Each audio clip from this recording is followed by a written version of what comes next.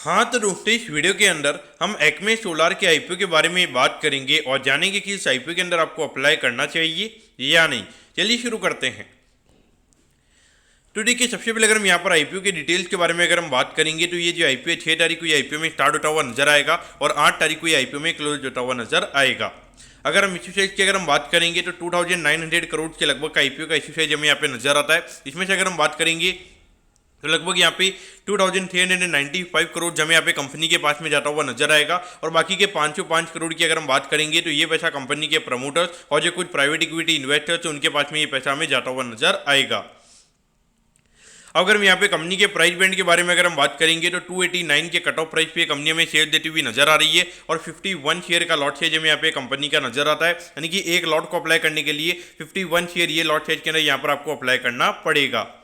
अब अगर हम रिटेल कोटा की अगर हम बात करेंगे तो यहाँ पे रिटेल कोटा कंपनी का 10% ही है, क्योंकि जब ये कंपनी का डीआरएसपी फाइल हुआ होगा तब ये कंपनी लॉस में थी और अभी भी अगर हम देखेंगे तो कंपनी की अर्निंग काफ़ी वॉलेटाइल है, इसलिए कहने की यहाँ पे इसका जो रिटेल कोटा की अगर हम बात करेंगे तो 10% के लगभग का रिटेल कोटा में यहाँ पे कंपनी का नजर आता है, यानी कि हार्डली 290 करोड़ के लगभग कंपनी का रिटेल कोटा है। अगर आराम से 5000 करोड़ की डिमांड अगर हमें देखने को मिलती है तो कहने की यहाँ पे 15 से 20 टाइम हमें यहाँ पे आईपीओ सब्सक्राइब होता हुआ नजर आ सकता है। अब अगर हम यहाँ पे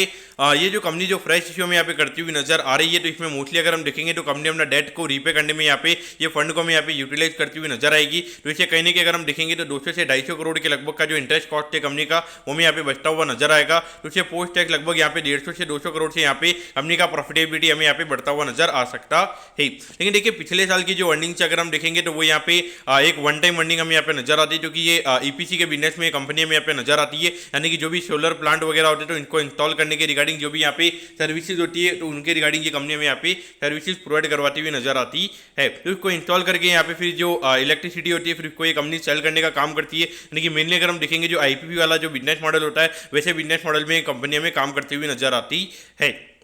तो ऐसे बिजनेस में कहीं ना कहीं अगर हम देखेंगे 40% के मार्जिन होना कहीं ना कहीं काफ़ी ज़्यादा कम चांसेस वहाँ पे रहते हैं, तो मुझे लगता है कि कोई वहाँ पे वन टाइम गेन होगा। इसी की वजह से पिछले साल का जो प्रॉफिट का नंबर है हमें यहाँ पे इतना ज़्यादा नजर आ रहा है। लेकिन अगर हम अभी पहले क्वार्टर के नंबर्स की अगर हम बात करेंगे, यानी कि अप्रैल से लेकर जून वाले नंबर्स की अगर हम बात करेंगे तो वहाँ पे कंपनी ने हार्डली 1 करोड़ के लगभग का प्रॉफिट यहाँ पे कंपनी ने कमाया है। तो अगर हम ये मान के चलते कि ये जो इंटरेस्ट कॉस्ट यहाँ पे कंपनी का कम हो जाएगा, इसे लगभग अगर 150-200 करोड़ के लगभग अगर ये कंपनी का ईयरली पैट होगा तो इस हिसाब से अगर हम बात करेंगे तो लगभग यहाँ पे 100 के पी रेशियो पे कंपनी का आईपीओ में आता हुआ नजर आ रहा है। अगर हम मान के चलते कि बाई चांस अगर ये कंपनी का जो पिछले साल की जो अर्निंग्स है उसके मुकाबले अगर लगभग 20-25% अगर कंपनी की अर्निंग कम होती है, लगभग 400 करोड़ के लगभग का पैट अगर ये कंपनी करती है तो उसके बाद में भी लगभग 40-45 के लगभग ये कंपनी का पी रेशियो में यहाँ पे नजर आएगा।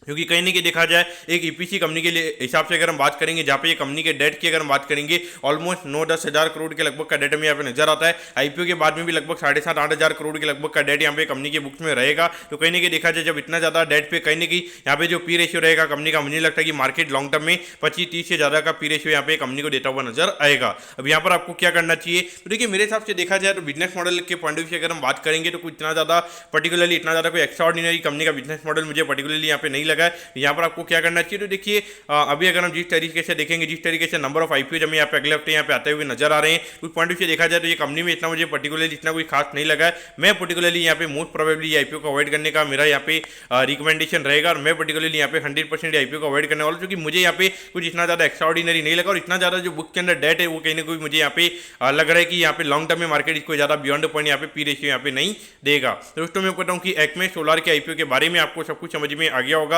अगर आपकी कोई भी क्वेरीज है आप कमेंट कीजिए, मैं जरूर आपके कमेंट पर रिप्लाई करूंगा। ओके दोस्तों, thank you, have a nice day.